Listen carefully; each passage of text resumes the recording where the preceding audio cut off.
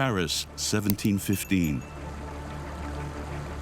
Leaving the splendor of Versailles behind on the death of the Sun King, Philippe d'Orléans, regent of the kingdom on behalf of the young King Louis XV, who was just 5 years old, set up home in the Palace des Tuileries. Once again the center of power, Paris attracted a swarm of courtiers eager for special favors. Among them was Louis-Henri de la Tour d'Auvergne, the Count of Évreux. The Count of Évreux was not a very amiable person. He was a military man. He came from a very noble old family, but they didn't have a great fortune. Quite the opposite. In order to build his fortune, the Count married a young commoner aged just 12. The daughter of Antoine Crozat, a financier with the biggest fortune in Paris. He was looking for a dowry, and the young Marianne Crozat earned herself the nickname of My Little Gold Ingot.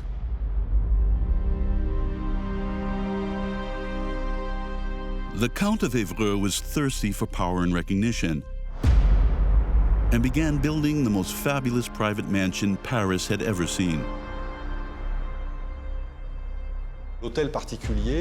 Having a mansion was a social necessity, as one couldn't hold on to one's rank in the eyes of king and court if one didn't have a mansion. And architecture was one of the means to boost one's standing if one wanted to be an aristocrat. All he had to do was find a site in the capital that would suit this ambitious project.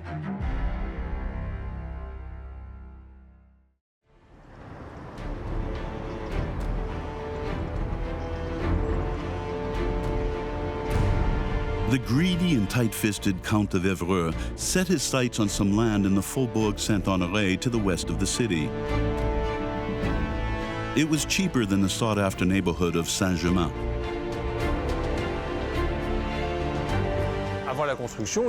Before the construction began, this was the countryside. It was right on the edge.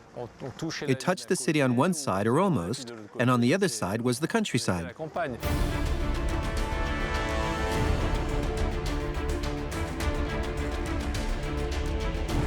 The mansion was bordered to the north by the Rue de Faubourg Saint-Honoré and to the south by a place for strolling much appreciated by Parisians, the Avenue des Tuileries, now called the Champs-Élysées.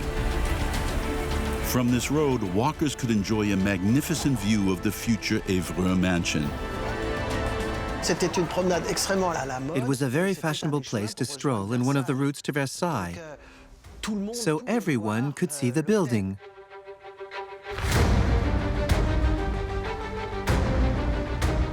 The Count chose Armand Claude Molé to build the project.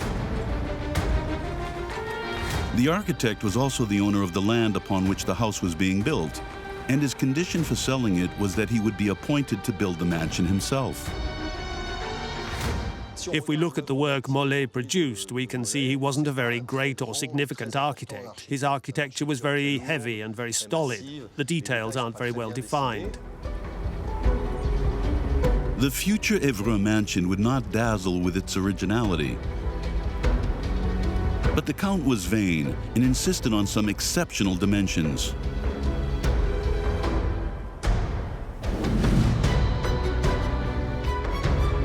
At 90 meters wide and 80 meters deep, it would include a cellar, a ground floor, a noble upper floor, and an attic space, and would be built between a courtyard and a garden.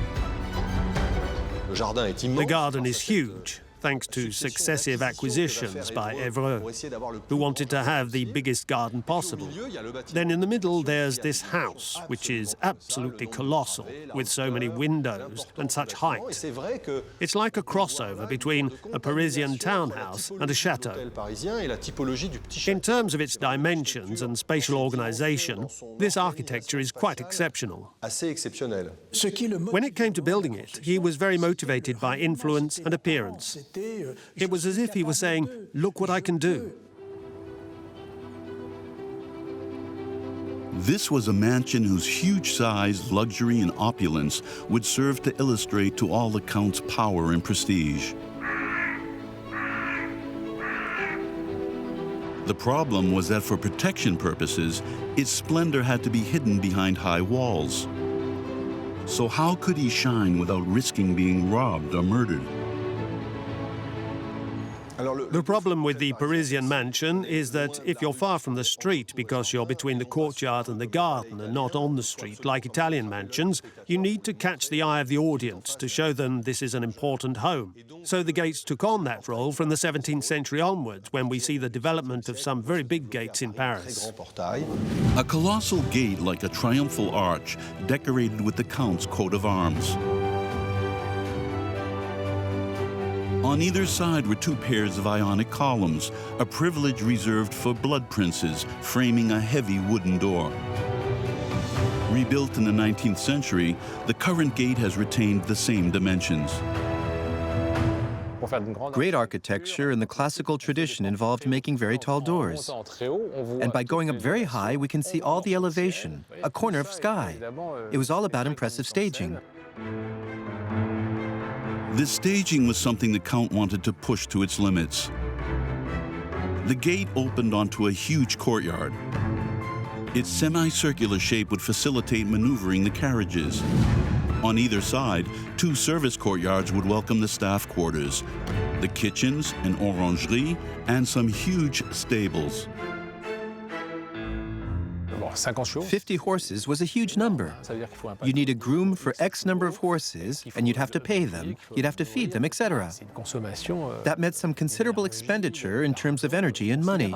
The more rooms you had, the more important you were. It's a bit like the number of staff you had in your home. It was a very important social marker.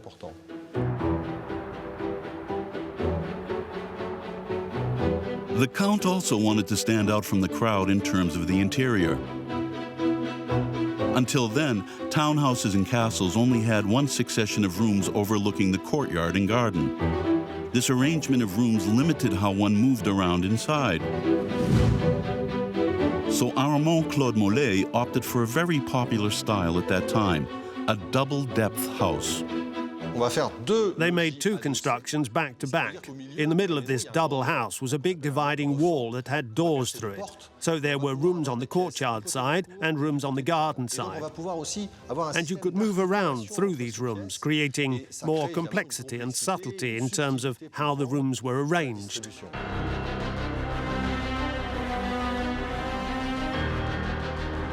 The project was huge, but work got started very quickly and enthusiastically. The pale stone was transported by river from the Paris region in a continuous flow.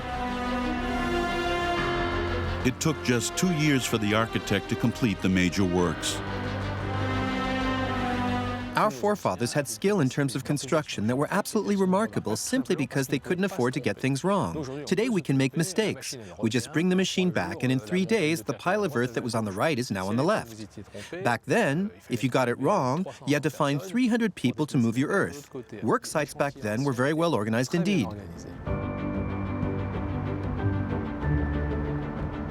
On December 14, 1720, the Count inaugurated his mansion, keen to lay out his riches before Paris society.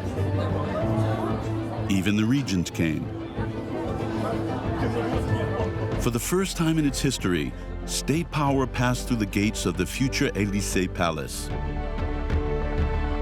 On the ground floor, one room particularly attracted attention, the ceremonial salon, now the ambassador's salon in the center of the building.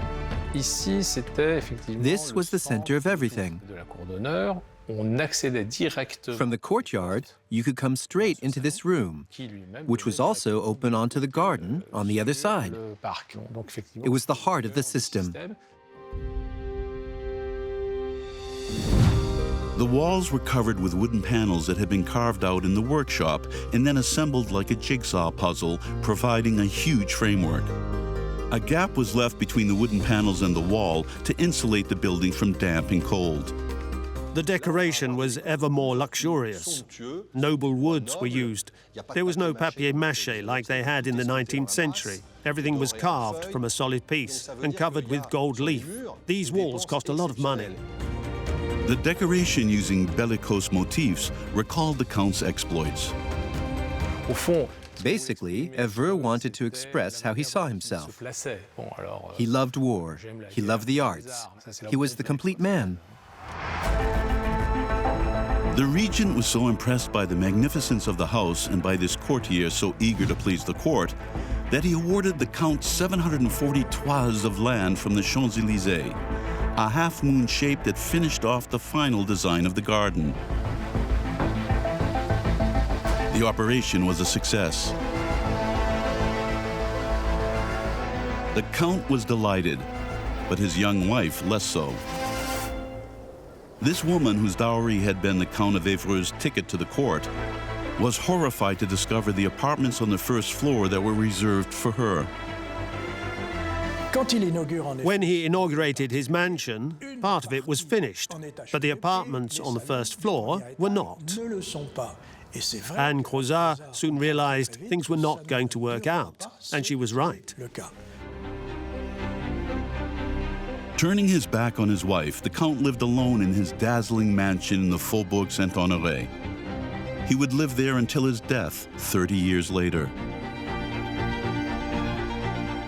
The story of the Elysée might have ended there, but it was not to be.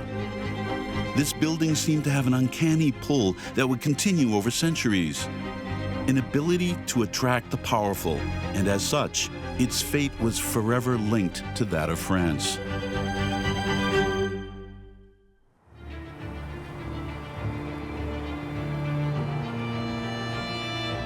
1805, Paris. Half a century after the Count's death, France was under the yoke of a new power. That of self-proclaimed French Emperor Napoleon Bonaparte. A product of the revolution, he knew that power was fragile and that the capital could rise against him at any time.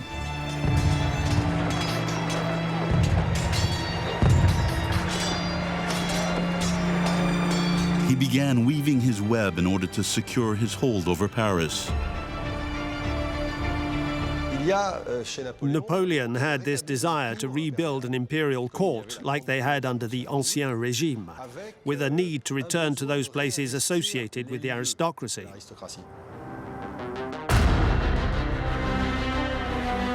Napoleon wanted to set up his entire court in the mansions lining his palace at Les Tuileries.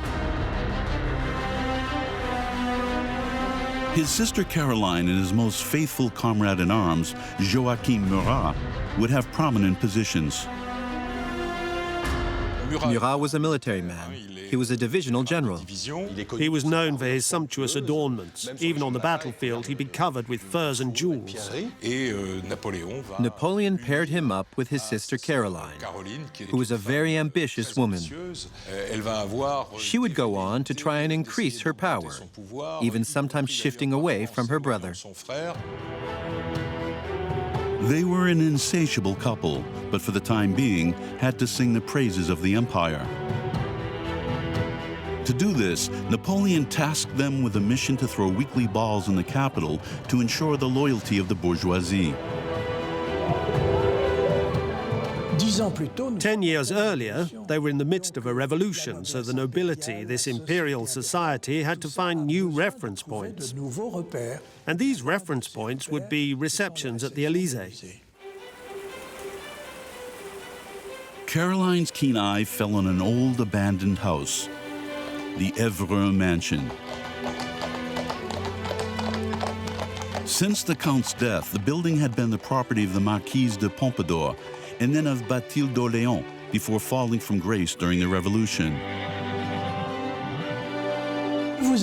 On the Rue du Faubourg Saint-Honoré, there were stores, a butcher, and animals inside the courtyard of the Elysée.